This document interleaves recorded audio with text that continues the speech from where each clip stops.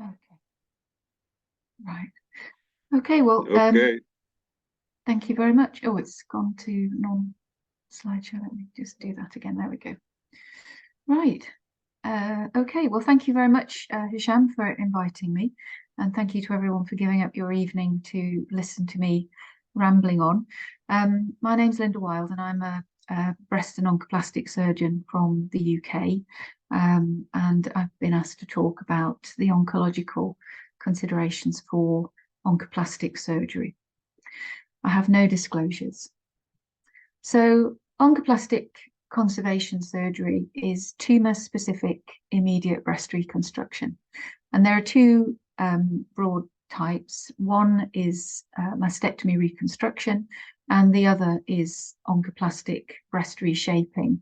So things like therapeutic mammoplasty, lipomodeling, and perforator flap, so partial breast reconstruction, if you like. I'm going to talk today about oncoplastic conservation surgery rather than post-mastectomy reconstruction. So essentially, these techniques are the integration of plastic surgery techniques with standard breast cancer surgery, with the aim to preserve the aesthetic outcomes, but without compromising local disease control. And selection and appropriate use is very important to this because most people don't need anything clever. They just need a standard lumpectomy operation. The surgery may be primary or secondary, and the usual indications are for primary oncoplastic breast surgery is that the tumor is a little bit too big relative to the size of the breast or in an adverse location. And most people will go for 20% breast volume resection as an absolute threshold, but that can be modified according to the quadrant. So, for example, in the cleavage area, you would probably struggle to get a good result if you took more than 10% away. And there are some areas where you do struggle, so medially sited tumours, inferiorly and centrally, where it's difficult to get a good result unless you're taking away a very small volume. Things have changed quite a bit in the last few years with the advent of neoadjuvant surgery, which means that we no longer have to operate on a lot of these patients, and we can shrink the tumour down either with systemic and targeted therapies or with neoadjuvant endocrine therapy. And I think all of these factors mean that the rate of oncoplastic conservation is not particularly high in most units.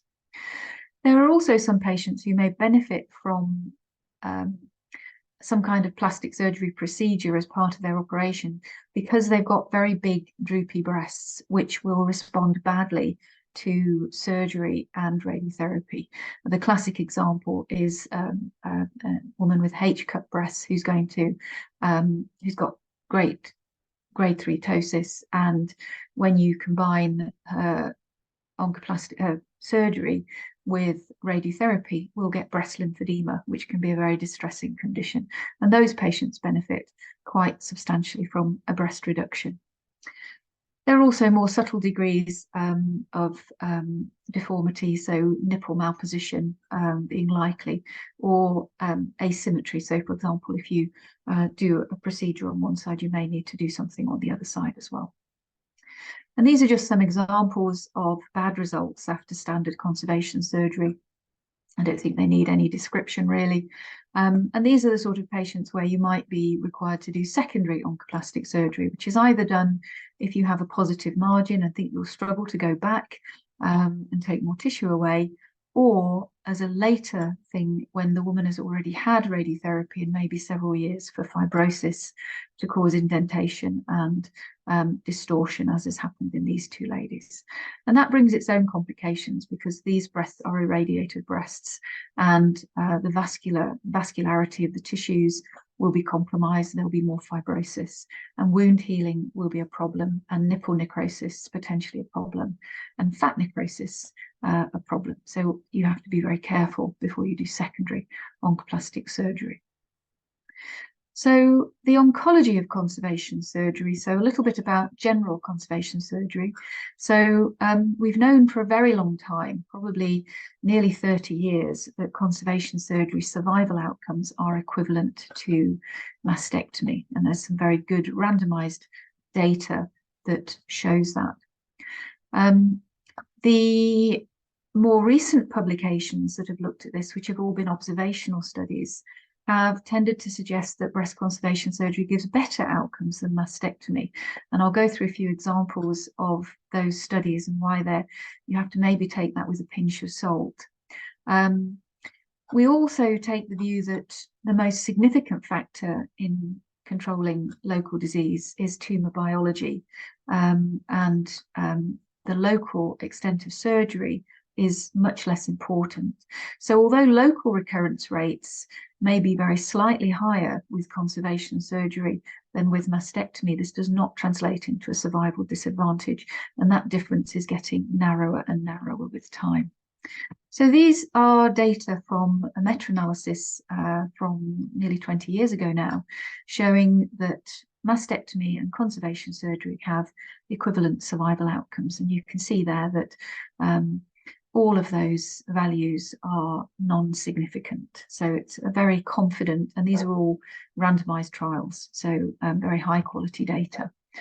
This is the Early Breast Cancer Trialists Collaborative Group meta-analysis, and this is unlike a lot of systematic reviews where they just report the published data. This group actually gets the primary data on each individual patient and reanalyzes them. And again, you can see no difference, startlingly similar survival outcomes for mastectomy versus conservation surgery. But this is one of the more recent studies. So this one is from Hartman Johnson in Norway, looking at a large number of patients, 13,000 women, and showing that overall survival is better if you have conservation surgery versus mastectomy. Now, the problem is these are observational studies, they're not randomized. And although they've tried to correct for the differences in tumors between mastectomy patients and conservation surgery patients, mastectomy patients generally have bigger tumors, maybe more locally advanced.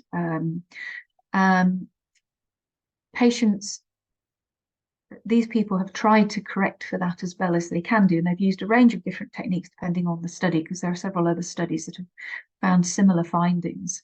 But basically, they all conclude the same thing, is that breast conserving surgery is better than mastectomy in terms of survival. Now, the bias in these is very difficult to eradicate completely. However you try to match data in observational studies, there will always be some residual imbalance, okay? And so you have to take these data with a pinch of salt, okay? So this just summarizes some of the reasons why you have to take these data with a pinch of salt. So clinicians may have differential advice for patients, so they may have a spin on things. So you've got a worse cancer, I'm more likely to offer you a mastectomy, even though it may get away with conservation surgery. You'll be more likely to be offered the alternative. And some of these things won't then come up in the demographic details of the patients. A lot of the studies also don't correct for screened versus symptomatic, and we know, because there have been a lot of studies looking at this, that screened patients, where you match them cancer for cancer, generally you do better than symptomatic cancers. Now, there are some reasons why there may be some genuine effect to this, though. So it is possible that breast conserving surgery may be better than mastectomy, even though it seems illogical. And that's because radiotherapy may impact on lymphatic disease that's permeating the skin. And so if you irradiate everyone who has conservation surgery, but you only irradiate a proportion of mastectomy patients, then there may be tumor deposits in the lymphatics which go on to form local recurrence or even distant disease. And then there's something called an abscopal effect. And this is thought to be an effect that radiotherapy may have, where it stimulates an immune response to the tumor. And so if you give radiotherapy, the immune system of that patient may be sensitized to those tumors, which may cause a genuine improvement in survival. We don't know. This is something, I think, where we probably will never know, because I don't think anyone will ever do a modern day randomized trial comparing breastectomy and conservation surgery. Not all of the studies that have looked at it have found exactly the same. This one found a slightly mixed bag of results, and the difference was so small as to be non-existent. So this was a very large study from the USA of nearly 1 million women. And they basically did detailed propensity score matching to adjust the characteristics of the patients in the two groups. And you can see here that the hazard ratio for survival was pretty much 1, just shy of 1. And the only reason it's significant is because it was such a massive study. They also found some slightly odd findings, that they thought that patients with stage 1 disease did better with mastectomy, whereas patients with higher stage disease were in favour of conservation surgery, which makes very little logical sense to me. So it's difficult to really know how to interpret this study. So basically, we know that conservation surgery is safe. We know also a lot about the factors that affect local recurrence, and they're pretty much the same factors that affect systemic recurrence and metastatic disease, and they're listed here. So obviously stage, age, gene carrier status is a little bit of an odd one. There may be an effect, but it's difficult to disentangle that from the fact that they're at an increased risk of new primaries. And then all the biological factors, which are increasingly recognised as important, okay? And we must also not forget about systemic therapy and margin adequacy, so treatment-related effects. So I'll just whiz through a few of these factors just so that you can see the sort of impact that they have. So in triple-negative breast cancer, this is a very interesting and nice study where they looked at 2,000 patients nearly, all with triple-negative breast cancers, whether they had mastectomy or conservation surgery. And they found no difference in local recurrence rates according to what type of surgery they had. So for triple-negative breast cancer, it doesn't seem to make a difference. They subdivided according to age subgroup, and you can see there are very small differences here, but these differences aren't statistically significant. So they're within the bounds of statistical variability, if you like. Okay, so for triple-negative breast cancer, it doesn't make a difference, and that's probably because the factors controlling that are innate to the tumour and also to the systemic therapy that you give them. This is also a very nice study which has looked at tumour biology according to a range of different subtypes, and you can see here that the triple-negative, which is in this lightish blue, and the HER2 positives are much more likely than all the ER-positive tumours to recur locally. So tumour biology is a very important factor in dictating risk of recurrence, as indeed is grade. And you can see here that high-grade disease is much more likely to recur than low-grade disease. And you can see here, the grey is those that have recurrence, and it goes up as you get to grade 3.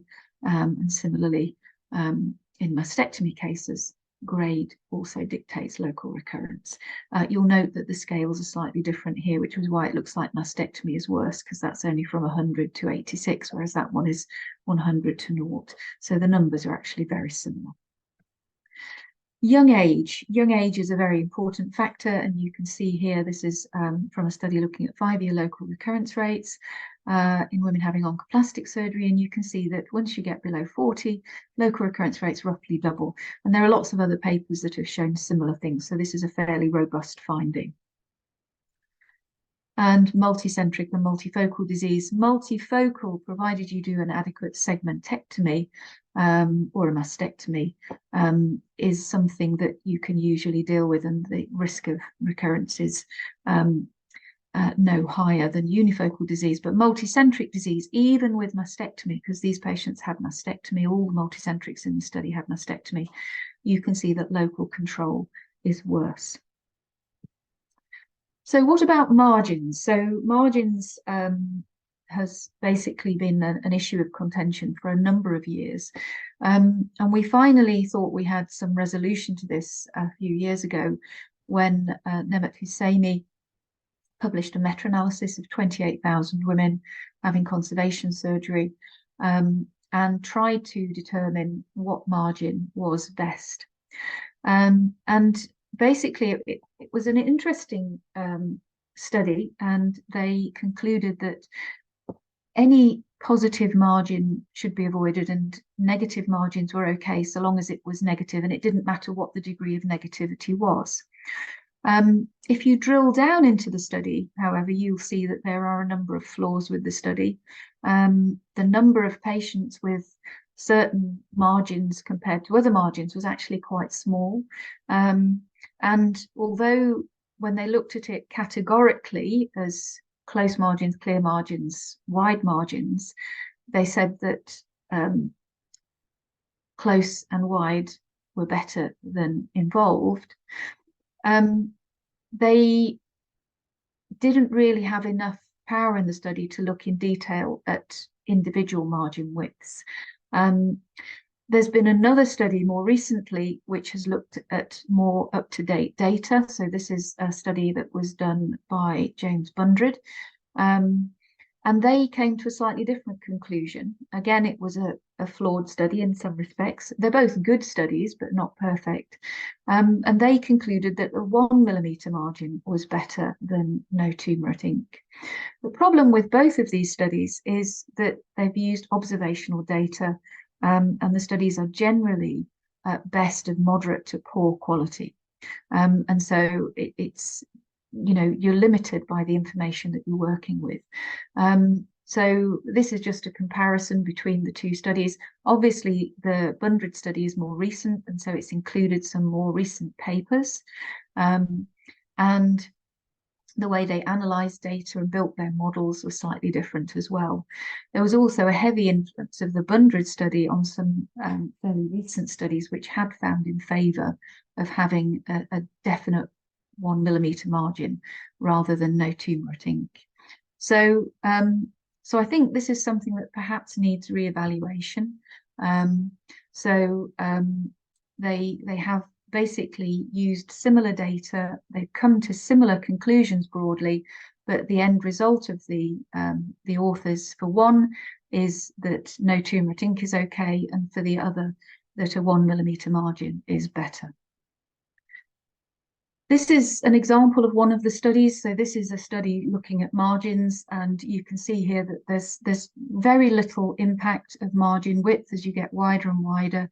And as you get narrower and narrower, it's only really when you get to a very narrow margin that you start to see the recurrence rate shoot up. And so really, wherever that margin is, whether it's no turmeric ink, whether it's 1 millimeter, you know, we're not talking about wide margins to actually adequately deal with this. This is another study which has looked at the difference between close, negative, and positive margins, and you can see that a positive margin roughly doubles the risk of local recurrence, but close and negative margins give very similar results in terms of local recurrence risks. Another factor that's important, and again, it comes alongside things like tumour biology, is the oncotype score. So we know from studies like this one that the oncotype score, if it's high, means there's not only an increased chance of distant recurrence, but an increased risk of local recurrence. And then we also know that systemic therapy is very important for recurrence, both locally and systemically. And we often think that chemotherapy stops people from developing metastases, but it actually has a very marked impact on local recurrence risk as well. And a study from many years ago, the NSABP-B14 from America, showed that tamoxifen reduces local recurrence from 14 to 4%, and early type chemotherapy reduces local recurrence from 13 to 2.6%. HER2 positive breast cancer, local recurrence risk is reduced significantly by the use of trastuzumab, as you can see here in this one. There are a number of studies that have shown that as well. So another factor is obviously radiotherapy, and the quality of the radiotherapy is important. And for young patients where you're already dealing with a doubled local recurrence risk, the recommendation is that people should have a boost to the tumour bed. And this reduces the risk of recurrence, as you can see here. So the red line is no boost and the blue line is boost. And you can see that the risk of recurrence is reduced with a hazard ratio of 0.65. But that's at the expense of an increased risk of fibrosis and a poorer cosmetic result. And then lastly, quality of life. So for conservation surgery, quality of life is better if you keep the woman's natural breast. Even relative to mastectomy and reconstruction, you can see here that when you look at quality of life, breast conserving surgery in blue in the very satisfied group is higher than mastectomy on its own or mastectomy and reconstruction. So how does oncoplastic surgery compare to standard conservation surgery? So this is something that there's been a lot of research about over the last 2 decades. And I'm just going to go through some examples, and then there's a very good recent meta-analysis that I'll share with you, and I would advise you to read because it makes very interesting reading. So this is a study from a few years ago now, looking at breast conserving surgery, so standard conservation surgery, versus oncoplastic conservation surgery, and comparing the local recurrence risks. And you can see there that they are pretty much identical between the two groups. So there's very little difference there across any of these studies. And similarly, rates of re-excision are pretty much the same, maybe even less here. Re-excision rates in most of these studies are lower, and that's something that's been borne out in meta-analyses. You're more likely to not need to re-excise if you've done an oncoplastic excision, because you're usually taking wider margins. Again, another study which has looked at a comparison of standard versus oncoplastic conservation, looking at local recurrence-free survival and overall survival. There is, if anything, slightly better with oncoplastic, but those differences aren't significant. So you can't read anything into that. So one concern that people sometimes have about oncoplastic surgery is whether or not you'll be able to detect recurrences easily because of the extra scarring that may occur in the breast because of all the extra sort of movement of tissue around. And there's very little evidence published about diagnostic delay, but there is evidence to suggest that people are more likely to be recalled following oncoplastic surgery when they have their follow-up imaging. So there is an effect, although it doesn't seem to cause a diagnostic delay, it increases the risk that women are called back on the basis of their follow-up mammograms. Flap-based surgery, so there's a series, for example, this one looking at the LD mini flap, which is not used very often now that we have LICAPs and the like, but basically most lesions were easy to see on mammography or easily palpated by the patients. And that was 21 recurrences, so about a 10% recurrence rate. And there were no issues with delayed diagnosis of recurrence in those patients. One important issue is that when you do this type of surgery and you're reshaping the breast extensively, it's important that you put clips in to locate where you took the tumour from. And this is because the tissue in the breast is going to be moved around quite widely when you do the surgery. And that may mean that if the radiation oncologist wants to give a boost dose to the tumour bed, they need to know where it is. And if you've ever looked at the CT scans following oncoplastic surgery, the seroma may be in a completely different place to where the actual tumour bed is. So it's important that you put marker clips in. Sorry, stop moving forward. There we go. So generally speaking, the convention is that you put 6 quadrantic clips in, 2 clips in each quadrant, so that the radiation oncologist will be able to identify where the tumour bed area is. And it's also important that you draw diagrams so that if you need to go back after you've done the surgery, you know where those pieces of tissue will be.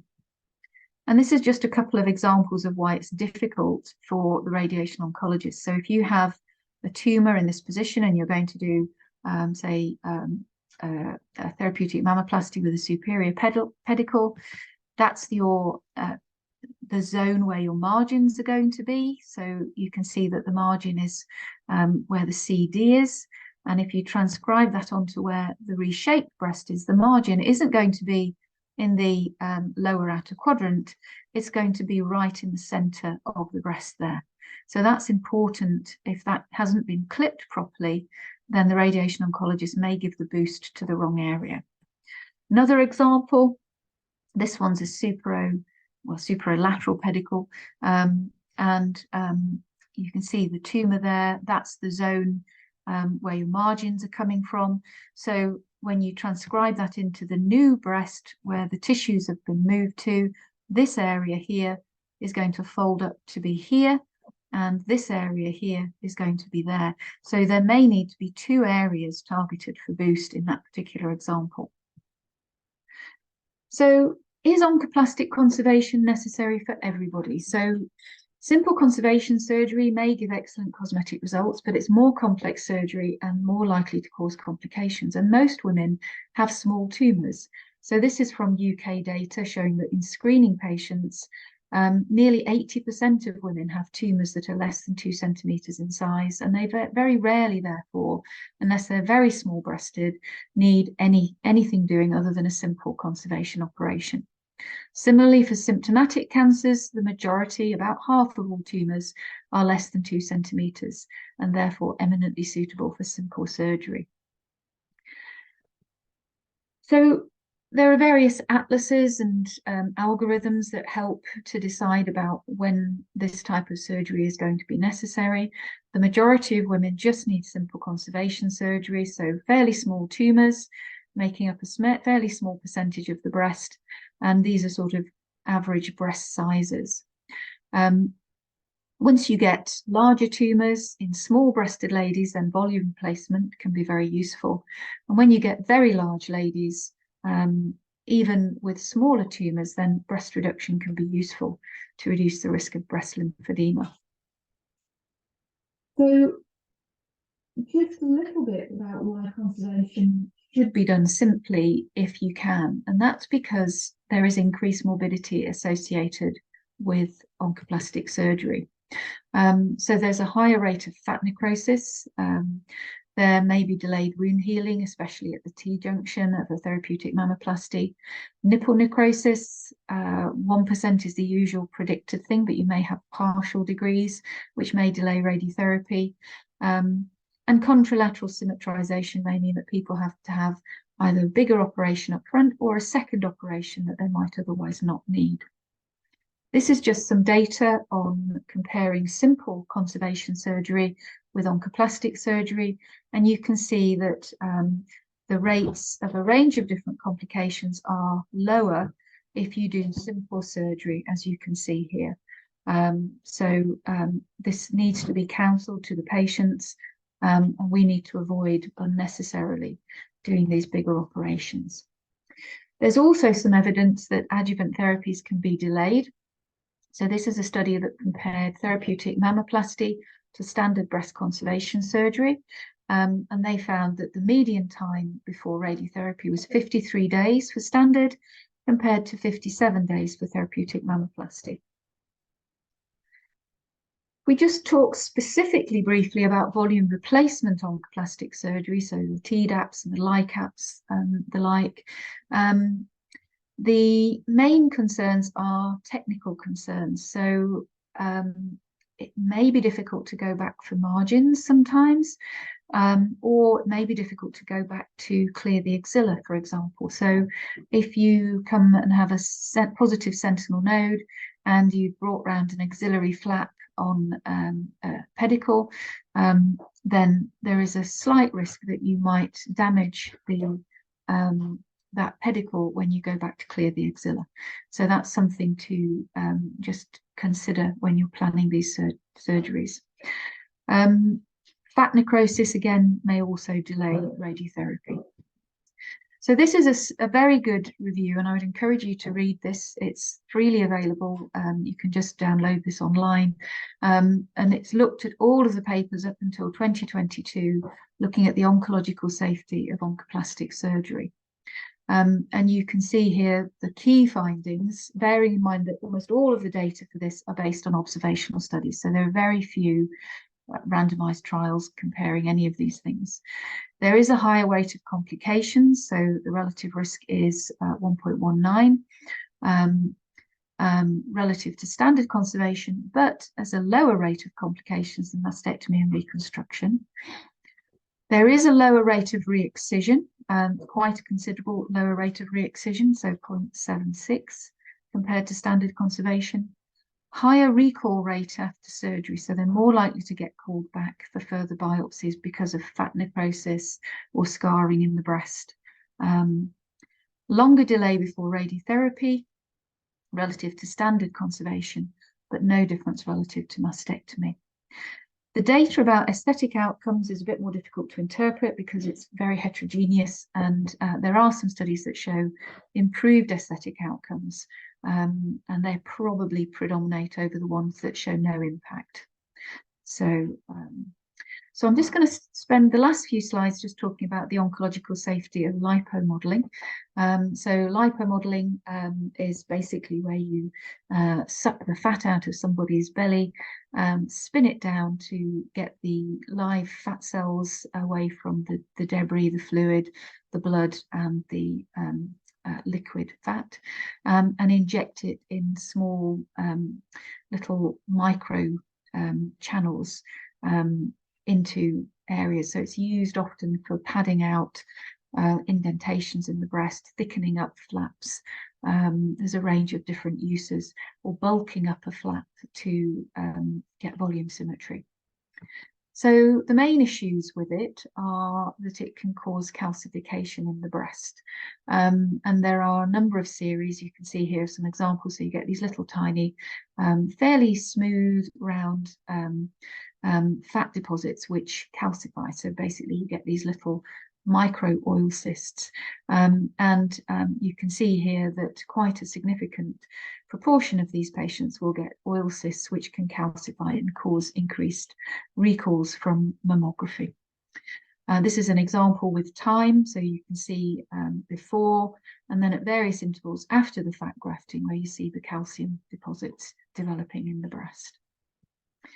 And this just shows data on the percentage of people who require biopsy for these little fat deposits. And you can see that it's roughly around about 5 to 10% in most of the series. There doesn't seem to be any problem with missing recurrence, however, as a result of this. People have also queried whether fat grafting might increase the risk of cancer recurrence, and they've based this concern on the fact that you release lots of cytokines when you operate on tissue. So there are lots of inflammatory mediators, and I've listed some of them here.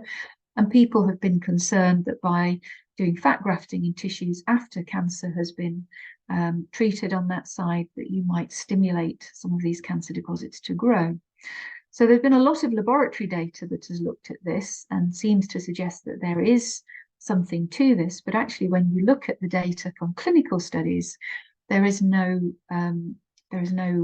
support for the theories that fat grafting increases the local recurrence risk. So this is a large series, 300 cases with lipofilling or not. And basically they found no significant difference in the risk of recurrence according to whether they'd been lipofilled. There's a recent systematic review looking at all of the studies that have compared lipofilling with no lipofilling, and it has basically shown that there's no difference. The most recent one of these studies was in 2022, and I've just put the reference there if anyone's interested in looking at it. So there's really no justification for concern. So in summary, oncoplastic surgery has been a huge advance for women who need it, and it's extended the indications for conservation surgery and potentially improved the aesthetics for many women. The oncological outcomes for all of the different techniques are equivalent to more simple surgery, and there's fairly robust, albeit observational data to support this. But we have to be mindful that these complex operations have higher rates of complications, higher costs, and should therefore only be used if they're necessary, because simple surgery is adequate for most women. So thank you. That's the end of the presentation. So if anyone has any questions, I'd be happy to answer them. Thank you for the concise, to the point presentation. Please, if you have any question from the audience, please raise your hand. I have a question. I don't, because this is the second time this week I hear about this study that says that that shows better survival from breast conservative surgery when compared to mastectomy. I don't understand the logic. I don't understand how it works. I was told it had to do maybe with the tumor microenvironment and stuff like that, but I don't get it. Can you explain on that? Well, I think, as I said in the presentation, a lot of it, I think, is that the studies are going to be selecting, because they're all observational studies, and so there'll be bias. And we all know that, you know, if you've got a lady with a 1 centimeter breast tumor, you give a very light touch suggestion of mastectomy, and you try to sort of encourage her to have conservation surgery. Whereas if you've got someone with a 3.5 centimeter tumor, you'll be much more likely to offer both options to her. And so even though when they sort of try to balance the numbers out so that they can say that they're matched groups, there will be imperfect matching between the two groups. So I think a lot of the difference is bias in the observational studies, and you can't correct for it. So a lot of these studies have used what's called propensity score matching, which is where they weight things according to risk and then try to match them up. And it's never perfect because there will always be the unknown unknowns, as it's not a Donald randomized control said. trial. Yeah. So the other factor is that there may be something to it. And so we can't completely disclaim that these things are genuine. And one of them is the fact that we always give radiotherapy to the chest wall and low axilla when we irradiate conservation patients. And those tissues may well have tumor emboli in the lymphatics, even quite widely away from where the tumor is. And so the radiotherapy might actually be more important than just sterilizing the area around the tumor. And then there's this thing called abscopal effect, which is where people say that radiotherapy triggers an immune response or sensitization, which means that the body generally seems to be better at fighting tumor cells elsewhere around the body. So it sort of, I suppose, it acts as an immune adjuvant in some way. And so I think all of those factors, the fact that I suspect the effect is not as big as people purport it to be because of bias, but there may be something to it because of the irradiation of the wider area, including the internal mammary chain in a lot of cases, and abscopal effects, which may mean that their immune system is given a little bit of a boost. Okay. Any other questions from the audience? Please, if you have a question, raise your hand.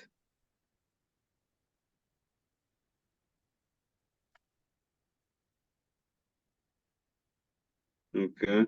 Not many questions today. That's okay. I have, there's someone who attended, but she left now, but she sent me a question on WhatsApp. What is the role of conservative surgery in multicentric breast disease? As mostly we go for mastectomy in multicentric disease, but I've heard some people discussing that there is an emerging role for conservative breast surgery in multicentric disease. What do you think about that? Yeah, so I've done it a few times, and it's usually in a large-breasted lady where there are two small separate primaries, and you've done an MRI scan, and you know you're fairly sure that it is just two synchronous small primaries, and you can sometimes get away with it. So there's that sort of multicentric disease where you've got two discrete primaries in two different quadrants, and the rest of the breast is completely normal. Then you know that probably is okay. The more common type of person that we see with multicentric disease is that they have got very extensive disease. And you know it's very rare that you see two small primaries separated in the breast like that. Much more commonly, multicentric in my experience is just a breast that looks like a shotgun's scattered tumors all over the place. So we actually were part of a study that tried to recruit multicentric tumors and multifocal tumors for conservation surgery. And most patients, when you do the MRI scan on them thinking that they might be suitable, you realize that there's more in the breast than you thought. And you can't just do two discrete lumpectomies. The problem is that it's very difficult to get decent quality data for this. So the study that I was just mentioning was unsuccessful, so it didn't recruit because of this problem. Most people, when you did the MRI, they weren't actually suitable for it. So there's very unlikely to be randomized data. I think there is an observational study going on at the moment looking at this, just to try and get some data in support of conservation in this setting. So can you actually do two lumpectomies away from each other? As I know, you should have just one. If you do two lumpectomies, they should be close to each other. So the radiotherapy, because No, you can well, only, by definition, in multicentric disease, they're not close to each other. By multicentric, yeah, they either have to be 5 centimeters apart or in different quadrants. So for multifocal disease, yes, you just do a segmentectomy and usually some oncoplastic reshaping or perforator flap to fill the defect. But so can you do multicentric disease, two distant lumpectomies? sorry? So can you do two distant lumpectomies, and Yes, how if does you've the got a big enough, radiotherapy work if you've then? got a big enough breast, you know, And you they can give make radiotherapy on two. both, in both? Well, that's the thing, you need to discuss them carefully, because if you do this in a young patient, then if they're under 50, then the radiation oncologist may think that they need to give a dual boost, and giving a boost to the breast is technically challenging. So if you're going to do this, it needs to be carefully discussed at an MDT with a radiation oncologist, just to make sure that it's okay. And they should have an MRI scan before you attempt it, to make sure. You know, so I think, yes, you can do it. There is very little evidence about its safety, and the guidelines don't recommend it, but there are a few cases where you can get away with it, but you have to be careful. Okay. Dr. Walid Akmal? Yes, hello, Professor Lynda. Thanks a lot for your informative talk. I have two questions, please. The first one, what are the indications for extreme oncoplasty? And the other one, what is the difference between a mammoplasty, a therapeutic mammoplasty, and a mastopexy from the oncoplasty point of view? So extreme oncoplasty is usually, the definition is when you are doing that when it would normally be an indication for a mastectomy. So so I've done some of these where I've taken out an 8 centimeter area of DCIS, a 10 centimeter area of DCIS, both in very, very large breasted ladies, where we did a full wise pattern breast reduction and took out the lower half of her breast. And you know, so it's basically where you're doing it in place of a mastectomy, because standard conservation surgery would not work. There is evidence. There was a paper by Silverstein a few years ago which showed Yes. good results, and no particular difference in terms of local control rates doing extreme oncoplasty. But again, I think if you're going to do that, you have to be very careful. You have to make sure that you have got an MRI to make sure you know the actual disease extent. And again, discuss it at your MDT, and you know, take extra care to make sure that you've got good margins, because you know, you don't want to necessarily be going back for margins when you've done such an extensive resection. So the other question, just remind me what the other question. Oh, that's right. The difference between a therapeutic mammoplasty and a mastopexy. Yes, yes. Essentially, that the only difference is that one is done for cancer and the other is done when there isn't cancer. So you'd usually do mastopexy in a benign setting, say to symmetrize the other breast, and a mastopexy when there's cancer there becomes a therapeutic mammoplasty. Okay. So regarding the first question, you would do an extreme oncoplasty just for a DCIS, but not for invasive carcinoma. Can you do it? And in case of invasive carcinoma, if it's feasible, the patient should receive neoadjuvant treatment first, right? Yeah, so I wouldn't normally do it in a 10 centimeter primary invasive cancer, because they should be treated with neoadjuvant, really, I think, you know, because that's, yeah, much better dealing with it that way than, so the only cases that I've done extreme oncoplasty have been for pre-cancer in that setting. Okay, thanks a lot. Okay, Dr. Karim Sarhan. Yes, hello everyone. Thank you very much, Dr. Lynda, for your very informative presentation. I have a question about your last couple of slides, which were talking about lipofilling. You know, we get those patients who, like triple negative breast cancers, they had oncoplastic surgery in the past, like let's say 2-3 years ago, and then following that, they got fat grafting to the breast to fill up, you know, the upper poles. And then they present to you with a, you know, to follow up on their, you know, for cancer surveillance. You do mammogram, you see those, you know, oil cysts basically from the lipofilling, but they're interpreted as BI-RADS 3. And then, you know, you end up doing a core needle biopsy. They come back as fat necrosis.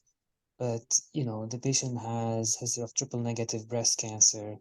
And, you know, there's discordance between the mammographic finding, you know, BI-RADS 3 and the actual results of the core needle biopsy, which are showing, you know, fat necrosis, which is a benign process. So how would you manage, you know, those patients? Would you go in and remove those small, you know, oil cysts just to make sure there's no cancer hitting there? Or, you know, MRI is definitely helpful, but, you know, how do you put the final nail in the coffin? So I think quite often when you sit in the MDT with the radiologists and you say, well, this lady's had fat necrosis, we've got fat necrosis and oil cysts on the biopsy, and they will then look at the imaging and say, yes, that will be concordant. So even though it will have been classed as a B3, when they did the initial assessment, they can downgrade that and say, okay, well, that's concordant with oil cysts. If it isn't concordant, then obviously you might want to go back and take another biopsy. But quite often the radiologists, if you read the literature and also discussing with my own radiologists, the appearance of lipofilling on imaging is fairly typical. And so a good radiologist, if they know that somebody has had lipofilling, will usually be able to say, this looks like lipofilling and oil cysts. And so there's not many cases where we end up having to go back repeatedly for biopsy, because we discuss it at the MDT and you can see that the imaging is very pathognomic for oil cysts.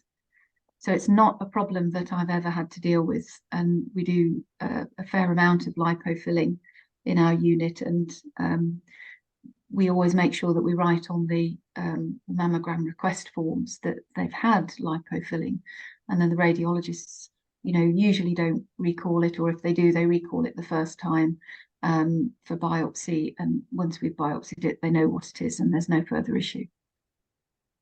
Okay, thank you very much. Dr. Gamal Amero. Hello. Hello. How are you, Professor? I'm very well, thank you. And you? I have two questions. First question is the case where there is a single lesion surrounded by satellites and then responded to neoadjuvant therapy, and it became smaller and the satellites disappear. And I was marking only the main tumor. What do you remove the whole quadrant, or you go only to the main tumor and remove it only? I think if the satellites were big enough to be seen on imaging, then I would want those satellites to be marked with clips before I started the neoadjuvant treatment. And I would want to take out the clips from all of the satellites. And if there were multiple satellites, then I would be looking to take out the original footprint.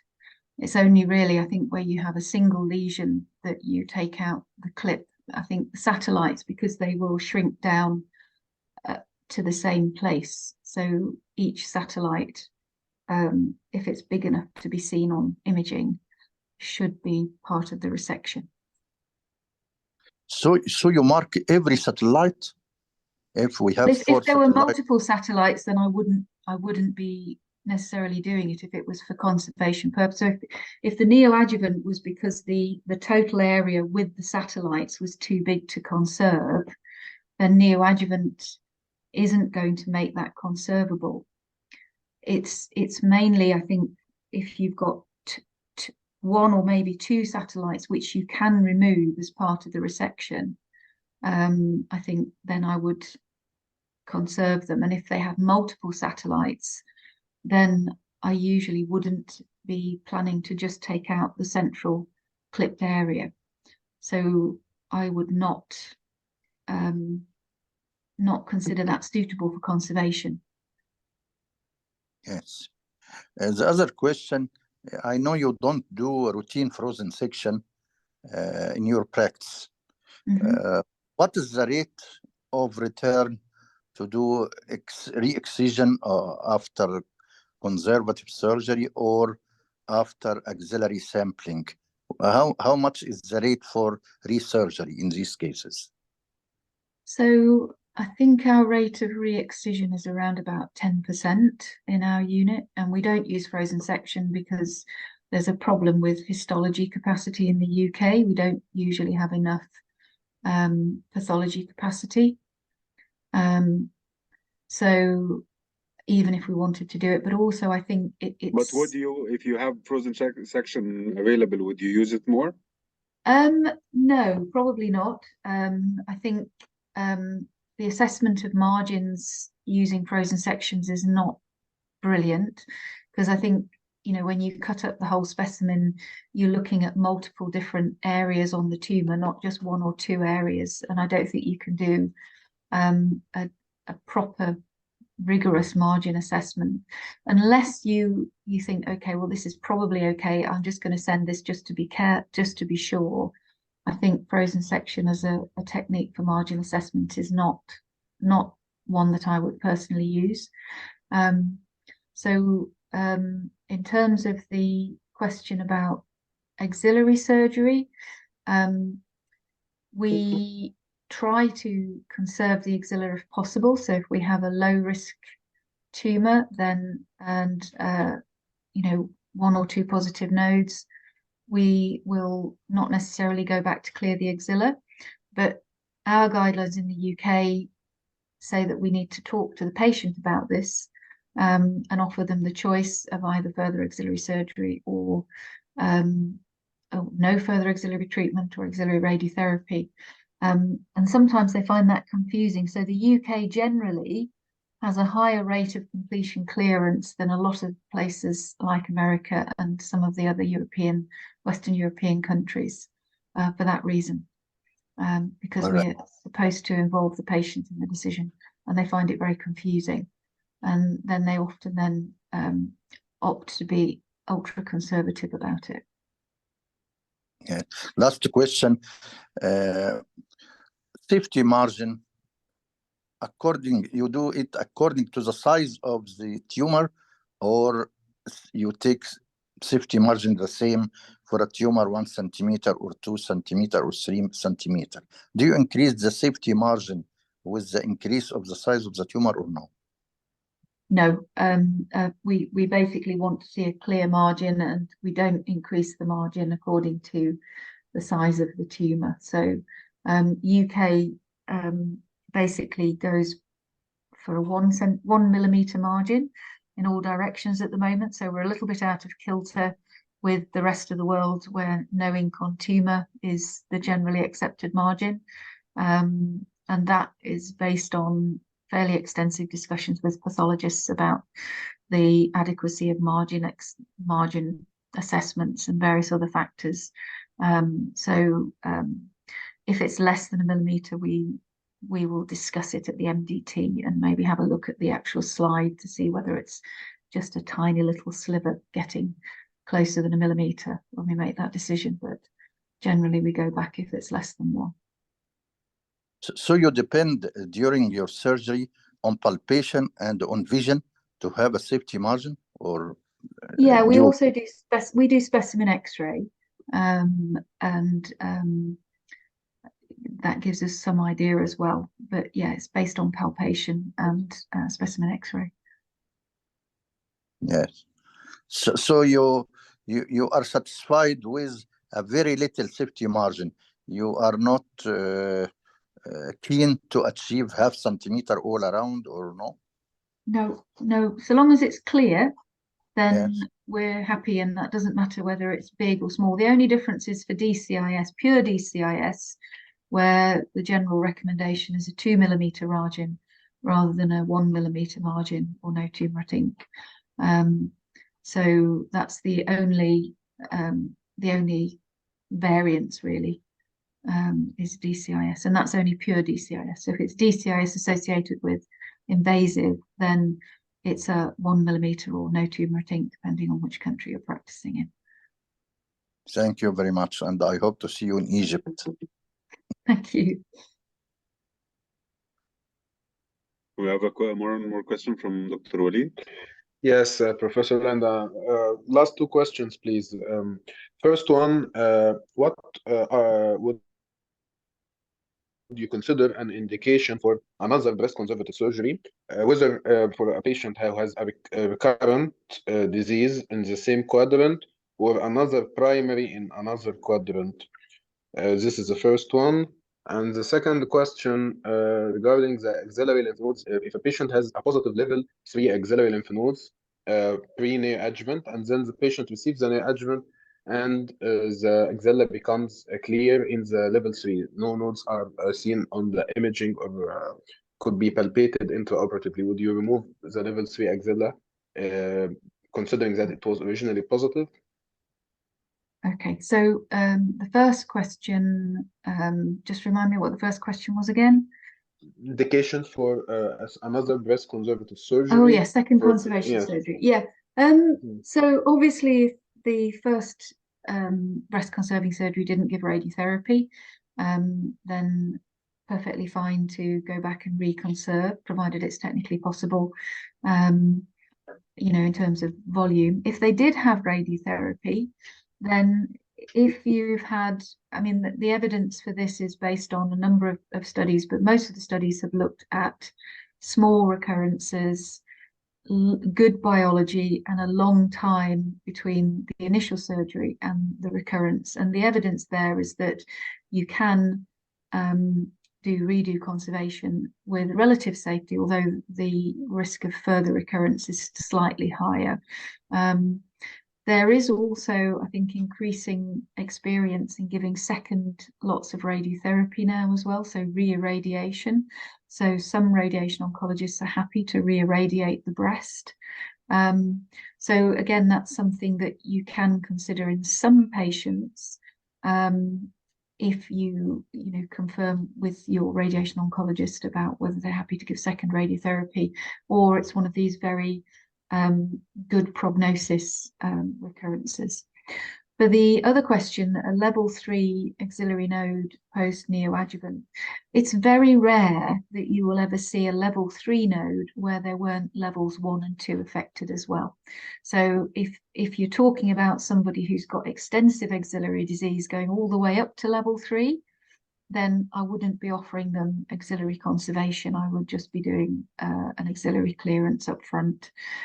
If it was a skip lesion at level 3 and there was no disease anywhere else, I've never been in that situation, so you've thrown me there. So I would be a little bit suspicious that there would be disease in the lower axilla. I think I would be very cautious about trying to do a TAD just on level 3. Partly because it would be extremely difficult to actually get up to level 3 without clearing the axilla. So I think you would struggle to take out a level 3, a genuine level 3 node past the medial border of pectoralis minor using a sentinel node biopsy. So I think technically it would be difficult. And also I think you would almost certainly find that there would be more disease in the axilla than you'd bargained for. So I think for both of those reasons, I think if I had got an isolated level 3 node, my own personal view would be that that patient would be having a clearance. Okay, another last question, please. Margins, does it differ post-neoadjuvant chemotherapy? And what if the patient had a clip and the patient had a complete response for the tumor? You just go and remove the clipped area? Yes, so if you've got a complete imaging response and it was a unifocal lesion and you put a clip in the center of that lesion, then I think most people would do a clip removal with a palpated 1 centimeter margin in all directions to just check that it was indeed a complete response. I say we'd already talked about the issue if you've got multiple foci. The problem is you get concentric shrinkage, so each focus may have a little residual knot of tumor at the center, and so if you've got multifocal disease, then I think you do need to clip the foci individually, and that limits the number that you can take out. So I would probably not want to do multifocal tumors if there were more than 2 foci in that respect. Okay, thanks a lot. Okay. Do you have any other questions? Last chance. If you have a question, raise your hand. Dr. Gamal Amir. Again,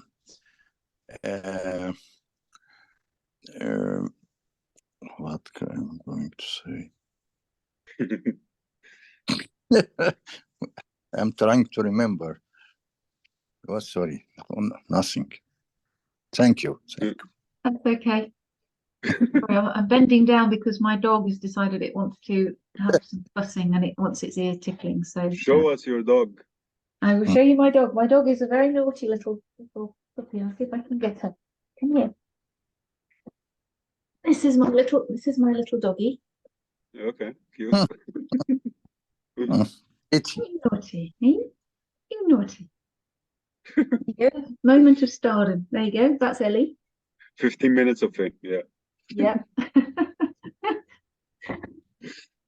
Okay, I think we don't have any more questions. We'd like to thank you for doing this, and we appreciate your presence every time with us. Okay, And very welcome.